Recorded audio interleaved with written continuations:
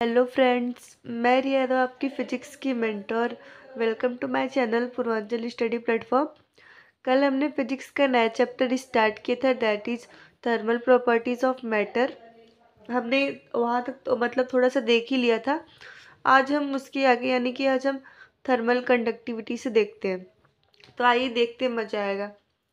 तो thermal conductive, first of all हमने एक ले लिया है क्यूबॉइड, जिसका जो टेम्परेचर है पहले जो टी था, लेकिन फिर उसके बाद टी प्लस डेल्टा टी हो गया, और जो इसका डिस्टेंस है इस दोनों के फेस का वो है यक्स, और जो इसका एरिया ऑफ क्रॉस सेक्शन है वो है ए।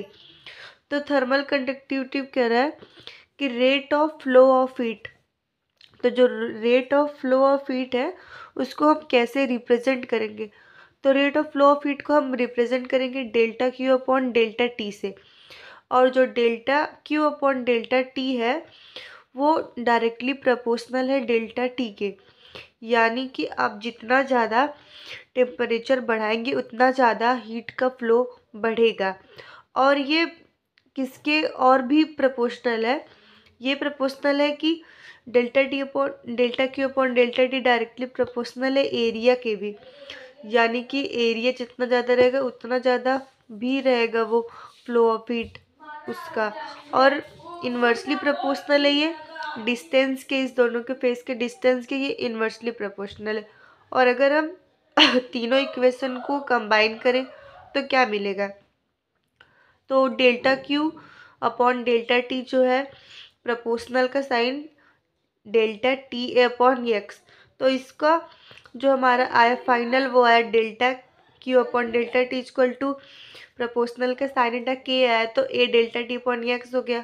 और अब सब लोग जानते हैं कि जो के है वो कॉफिशिएंट है थर्मल कंडक्टिविटी का। और ये भी जानिए, इम्पॉर्टेंट बात ये है कि ये डिपेंड करता है नेचर ऑफ मटेरियल पे, और इसकी एसआई यूनिट है वो है जूल पर सेकंड, मीटर पर सेकंड एंड केल्विन पर सेकंड। और फिर हम और ये भी देखिए, इफ़ अगर के ज़्यादा रहेगा तो थर्मल कंडक्टिविटी भी ज़्यादा रहेगी, और अगर ये कम रहेगा तो थर्मल कंडक्टिविटी भी कम ही रहेगी। और टाइप्स ऑफ हीट हम लोग देखेंगे टाइप्स ऑफ हीट। तो एक है लेटेंट हीट, और लेटेंट हीट को हिडन हीट भी कहा जाता है, क्योंकि हिंदी में इसको गुप्त ऊष्मा कहते हैं हम लोग, आप सब लोग जानते ही होंगे। लेटेंट मतलब ही होता है हाइडन यानी कि छुपा हुआ। तो हीट यूटिलाइज्ड और released in converting state of 1 kg of a substance, यानी कि 1 kg के सब्सटेंस का स्टेट कन्वर्ट करने में आपको कितना हीट लग रहा है, तो वही होता है लेटेंट हीट। लेटेंट हीट का जो फॉर्मूला होता है वो होता है हीट अपॉन मास, यानी कि हीट पर यूनिट मास, इसका जो फॉर्मूला होता है। और इसकी जो एसआई यूनिट होती है वो होती है जूल पर केजी। जूल हीट की जूल हो गई और मास की केजी, तो इसका एसआई यूनिट आप सबको निकालना तो आता ही होगा। और स्पेसिफिक हीट क्या होता है, स्पेसिफिक हीट को हम लोग सी से डिनोट करते हैं या फिर यस से भी कर सकते हैं, बट यहाँ पे हमने सी से किया है। Heat required to raise temperature of 1 kg of substance by 1 unit. बात पॉइंट की है कि 1 डिग्री सेल्सियस या 1 केल्विन बढ़ाने के लिए 1 kg सब्सटेंस के मैं कितनी हीट दूंगी, तो इसको हम स्पेसिफिक हीट कहते हैं। सब क्या समझ आया कि 1 डिग्री सेल्सियस या 1 केल्विन बढ़ाने के लिए 1 kg सब्सटेंस में मैं कितना हीट दूंगी कि इसको बढ़ाने के लिए, तो उसको हम स्पेसिफिक हीट कहते हैं। और स्पेसिफिक हीट इक्वल टू होता है हीट अपॉन मास इंटू में डेल्टा टी।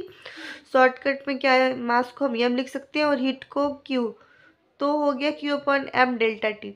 इसकी जो एसआई यूनिट है वो है joule kg per kelvin per universe. और ये भी जानिए, इफ सी यानी कि अगर स्पेसिफिक हीट ज़्यादा रहेगी तो क्या होगा, it is difficult to change the temperature of the body. Specific heat अगर ज़्यादा रहेगी तो बॉडी का टेम्परेचर करना बहुत ही कठिन, हमारे लिए डिफ़िकल्ट हो जाएगा।